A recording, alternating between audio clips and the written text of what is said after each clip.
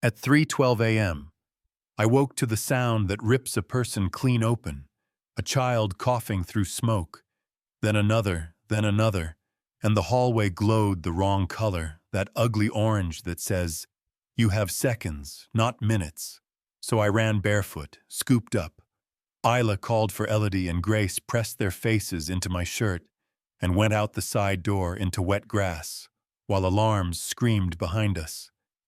By the time the sirens died, the kitchen was black, the hallway blistered, and the fire marshal said, what my gut already knew, this wasn't an accident. Someone wanted our little world to burn.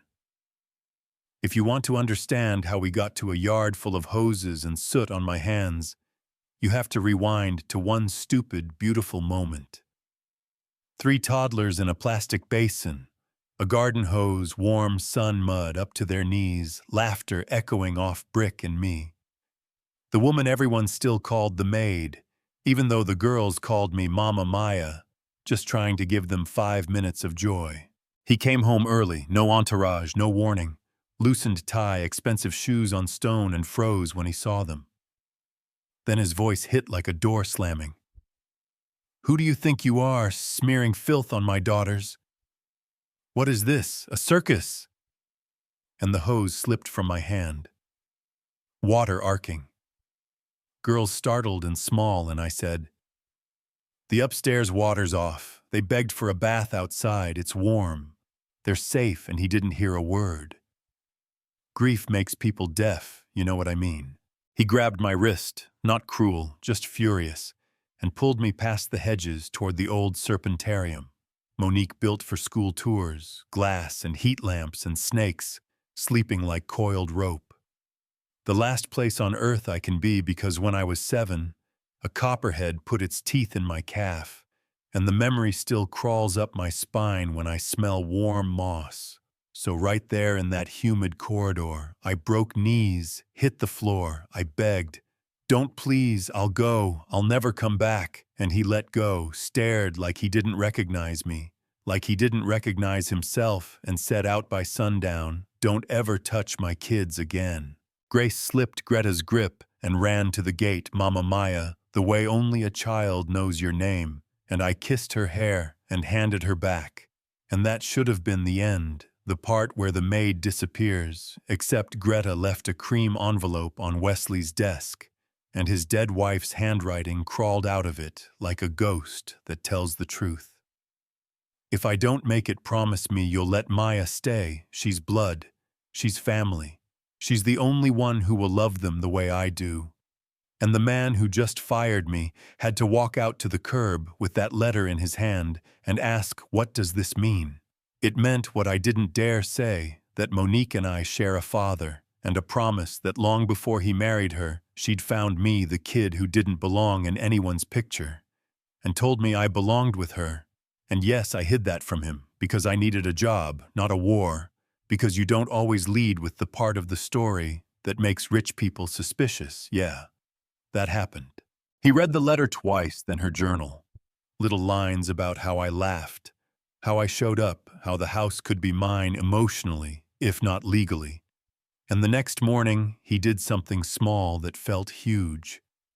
He pulled out a chair and said, "Not an order, more like a truce." So I sat at breakfast between 2 girls with syrup cheeks, and we breathed the same air without breaking. A neighbor's phone video of our backyard bath went viral without asking permission. 28 seconds of joy, squishy feet, my voice saying, "Close your eyes, here comes the rain," and the comments split right down the American seam. This is what love looks like. And also, where's child services and donors called the foundation? He chairs and whispered about optics, and tabloid headlines did their job.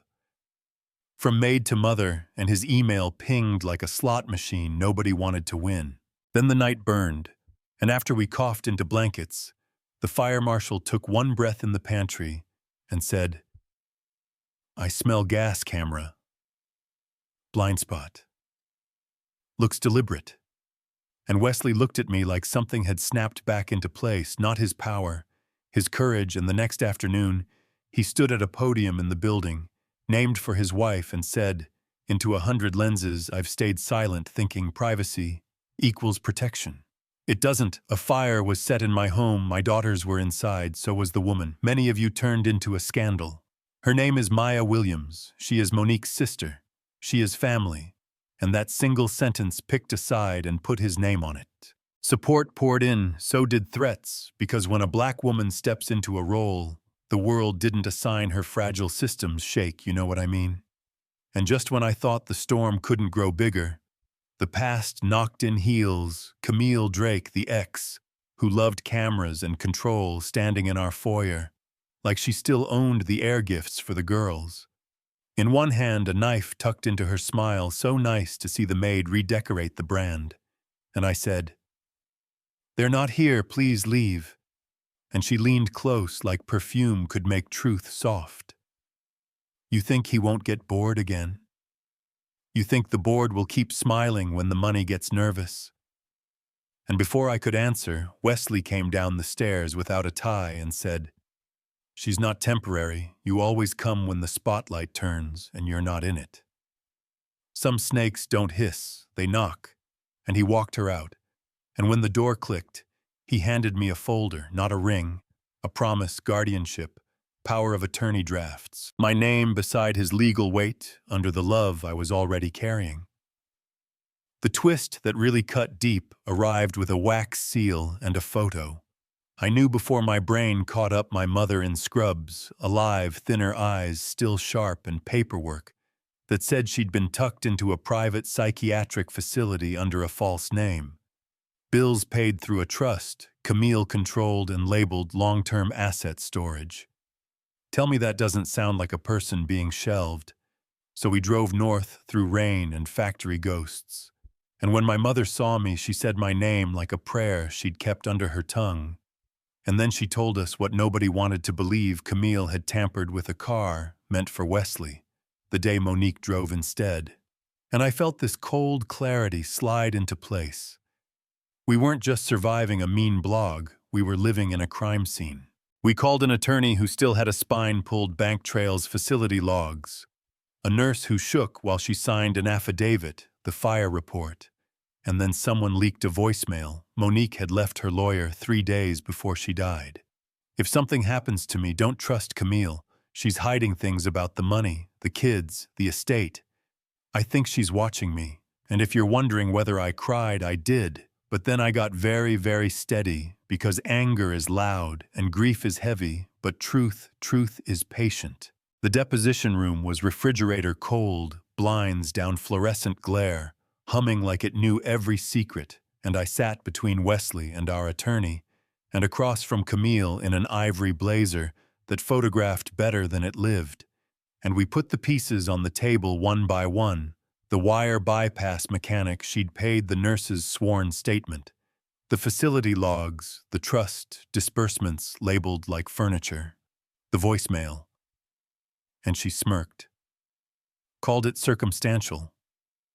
Then her lawyer leaned in, murmured the number of years those circumstances could add up to. And something in her face cracked, like thin ice. She reached for the pen, and I said the line I'd been saving my whole life. I didn't come to win, I came to tell the truth. The truth doesn't need your approval. And the pen scratched, the confession existed. And we cut there. No victory parade, just ink drying on the thing that almost stole our lives. After the foundation apologized, restored, Wesley asked me to join the board, and we planted a dogwood outside the solarium. Monique loved, we pressed one of her letters into the soil, beside the roots, like a secret. Only the living need, and when the wind moved through those new leaves, the girls laughed in the yard, and I heard a sound I hadn't heard since before loss moved in a home exhaling. People still argue online, of course they do, they always will. Some say mud is reckless. Some say I overstepped. Some say I should have taken the money and stayed quiet. But here's what matters to me. When the house gets dark and the girls finally stop asking for one more song, I know what I did. I know why I stayed. I know that love isn't what you inherit. It's what you practice, and I practiced it in the mess. When it wasn't pretty, when it cost me, when it made powerful people nervous. Yeah, that happened. And I'd do it again tomorrow. So tell me this, and be honest. If a stranger walked into your life and loved your children so fiercely they dragged them through fire and out the side door with nothing but a coat and a promise, would you call that person a maid or a mother? Would you say, is shame or joy? Would you side with image or with breath? Drop your take in the comments.